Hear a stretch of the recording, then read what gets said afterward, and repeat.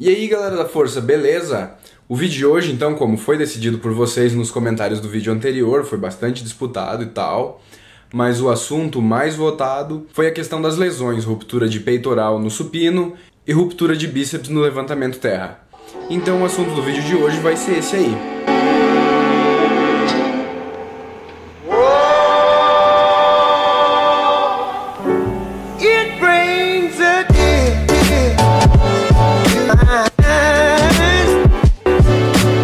Vocês já devem ter visto vídeos de gente rompendo o peitoral durante supino,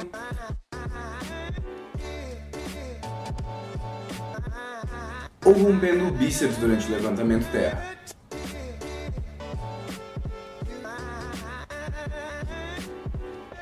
Após ver esses vídeos, muita gente fica preocupada e eu recebo bastante perguntas no meu inbox a respeito disso. O pessoal fica muito preocupado em romper o bíceps, principalmente quem faz o levantamento terra com a pegada mista, uma pegada supinada e outra pronada. Porém, não é bem assim e eu vou explicar isso certinho ao longo desse vídeo, então acompanhe aí.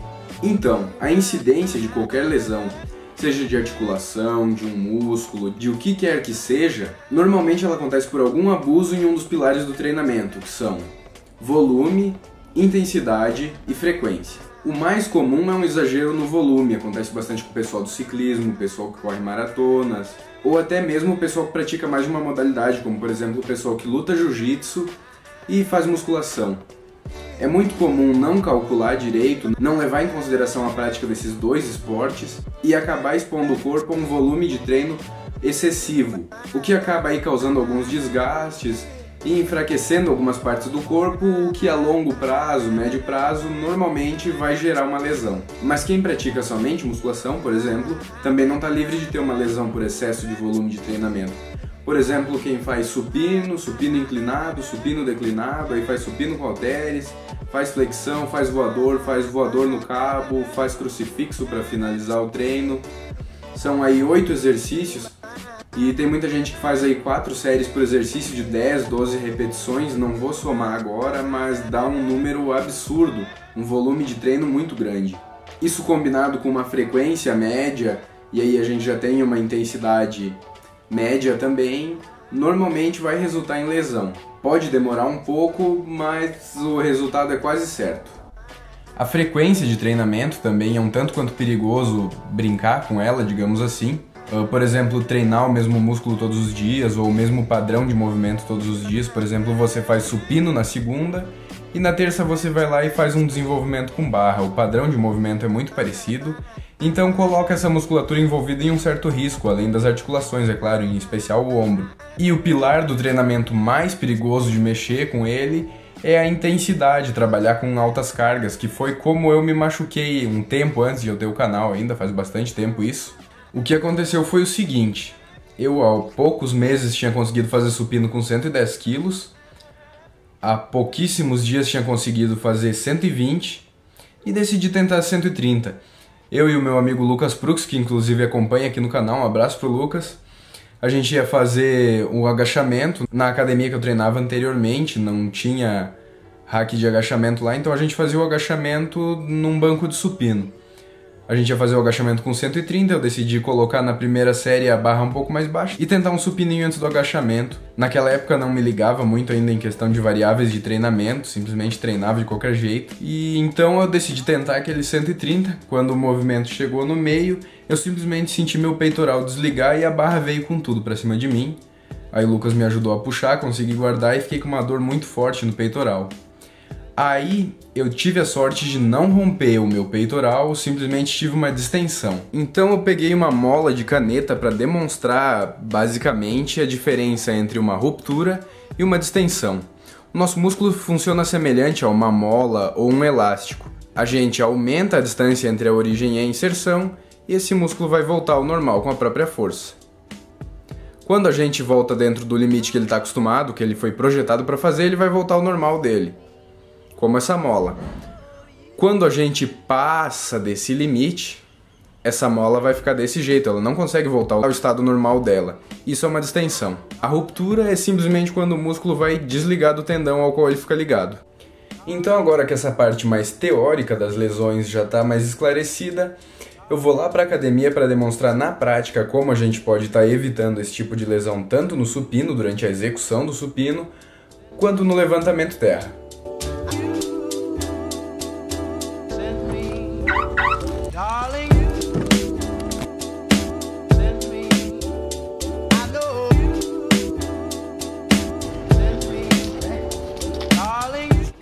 Então, galera da força, tô aqui na Academia Borges Treino para demonstrar um pouco como isso funciona na prática.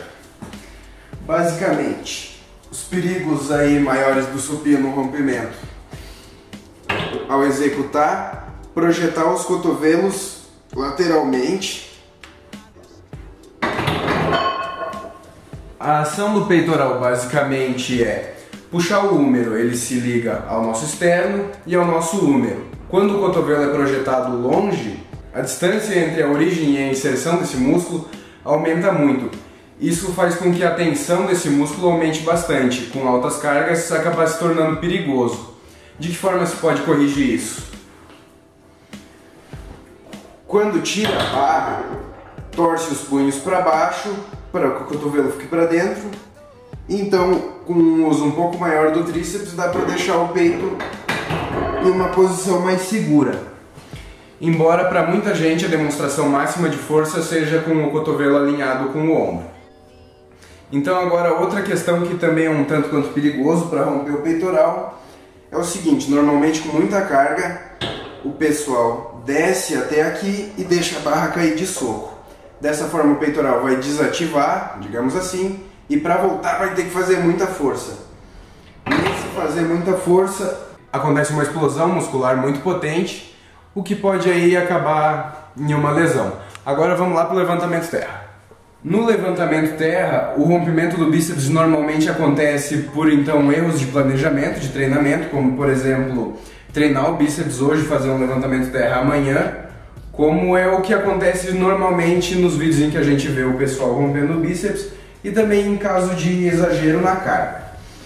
Na execução, o que faz o pessoal romper o bíceps normalmente é quem sai de forma explosiva. Não tem nada errado em sair de forma explosiva, porém tem que ter o jeito. A forma correta de sair de forma explosiva é tracionar com as escápulas, braço completamente esticado e puxa a barra. O pessoal rompe o bíceps normalmente por fazer o seguinte: eles agacham lá embaixo para aproveitar ao máximo a explosão da perna e o braço acaba ficando semi-flexionado. E eles dão essa explosão. A tensão no bíceps é absurda e o risco de romper esse bíceps é muito alto. Então agora a sessão de perguntas. O Jarbas, meu pai... Jarbas, meu pai? O meu pai? Fez a seguinte pergunta. Basicamente ele disse que ele não consegue sentir a musculatura das costas, bíceps e trapézio durante a execução. Então, para isso, eu vou dar uma dica de costas que foi uma das coisas que revolucionou a minha forma de treinar, uma das melhores coisas que eu já aprendi, que é a questão de trabalhar as escápulas. Eu vou demonstrar bem para vocês aqui. É muito comum do pessoal iniciante, ou até mesmo do pessoal às vezes que tem mais tempo de treino. Deixa eu colocar uma carga que a minha escápula vai ter um pouco de mobilidade aqui. Muito comum do pessoal mais iniciante simplesmente puxar com os braços e a amplitude fica um tanto quanto curta.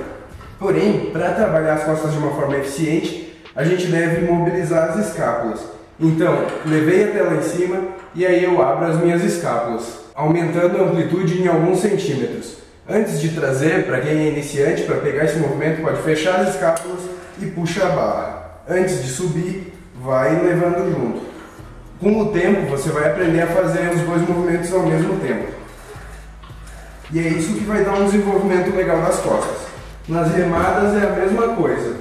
Braço lá na frente, escápulas abertas. Braço atrás, escápula fechada.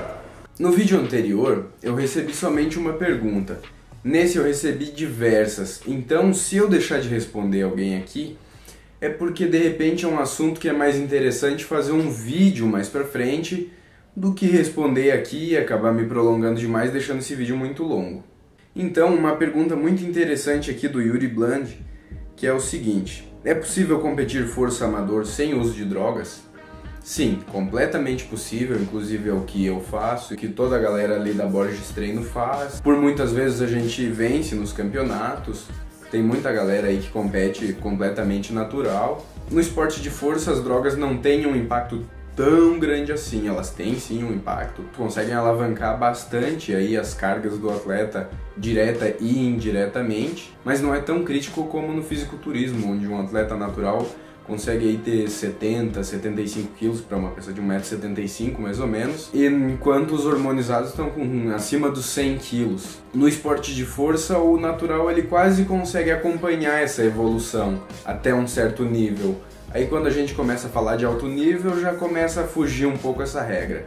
Mas no esporte de força dá tranquilamente para competir em campeonatos amadores. Agora teve mais uma pergunta interessante aí do Jarbas, meu pai, que é o seguinte: quanto tempo eu demoro para postar um vídeo? Então, normalmente eu tô postando aí em torno de 3 dias, às vezes 2, às vezes um pouco mais, 4, 5 dias aí. Tudo isso por alguns motivos que eu vou mostrar um pouco agora. Eu adquiri essa câmera que eu tô filmando agora, deixa eu ver se eu consigo fazer um jogo aqui, mostrar ela. Essa aí. Essa então é a câmera que eu comprei aí recentemente. Então, essa câmera é a pilha. Eu tenho 2 jogos de pilha recarregável e eu vou alternando entre eles, cada um dura em torno de 10, 12 minutos de gravação. Então, se eu passo aí dos 25 minutos de gravação, então isso é uma questão que eu tenho que melhorar e tenho que comprar mais pilhas para poder gravar por mais tempo, diminuir um pouco esse tempo de gravação. Eu demoro aí 2 a 3 horas normalmente entre me gravar, arrumar o local e tudo. Demoro mais um tempo gravando essas cenas do meu dia a dia, que são bastante importantes para manter a atenção de vocês em foco. E aí tem outras questões. Uma que vai ajudar bastante agora é que eu adquiri esse computador aqui, que vocês podem ver, ele não faz barulho nenhum. Antes eu não poderia nem pensar, eu tô aqui com o editor de vídeo aberto. Tô com o editor de vídeo aberto aqui, ele não tá fazendo barulho nenhum. Antes eu não poderia nem pensar em gravar um vídeo com o computador ligado do lado, parecia que tinha uma carreta. Então isso aí é uma coisa que ajudou e vai reduzir bastante. Então eu acredito que a partir de agora eu vou conseguir postar aí vídeos de repente todo dia ou a cada 2 dias. Então podem me cobrar isso aí. Aqui mais uma pergunta interessante do Mário, não vou conseguir pronunciar esse sobrenome. Mas enfim, ele descreve uma rotina bastante semelhante aí a um treino de calistenia, com musculação aí na faixa das 8, 10 repetições no primeiro dia, descansa o segundo dia, no terceiro dia ele faz aí algum treinamento mais padrão aí, barra fixa, abdominais, agachamentos, flexões, e no quarto dia então ele faz mais uma questão de calistenia.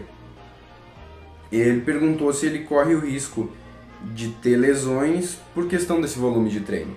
Então, como eu expliquei anteriormente nesse vídeo, sim, um volume de treino mais avançado dessa forma, principalmente com essa frequência, os mesmos músculos são trabalhados dia após dia, trazem sim um certo risco. Porém, como não é com uma intensidade tão alta assim, boa parte do trabalho é feito com peso corporal, tem pouca carga externa, quando tem carga externa não é com uma intensidade tão alta, é na faixa das 8, 10 repetições, normalmente o corpo vai começar a dar alguns sinais antes de trazer alguma lesão grave. Então basta escutar esses sinais aí quando começa a doer o ombro, dá um tempo, foca mais no treino de pernas, dá uma descansada e tal, dá uns dias, de repente tirar uma semana para se recuperar. E outra questão que ajuda bastante a prevenir esse tipo de lesão é suplementar com vitaminas. Um multivitamínico vai ajudar muito, e principalmente as vitaminas do complexo B ajudam bastante nessa recuperação muscular e se manter um tanto quanto longe dessas lesões. Mais uma pergunta aqui do Jarbas, meu pai, que é a seguinte: qual dos exercícios são melhores, convencional ou negativo? Eu acredito que aqui ele falou sobre fase concêntrica e fase excêntrica. Na verdade, não existe melhor, existe o melhor momento. Em breve eu vou montar um projetinho aí que eu vou conseguir mostrar toda essa questão para vocês de em que momento utilizar que tipo de repetição, que momento utilizar que tipo de treino, estratégia de treino com estratégia de dieta.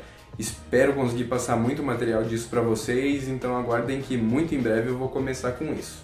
E o vídeo de hoje é esse aí, quem gostou peço que deixe aquele joinha e se inscreva no canal. Valeu!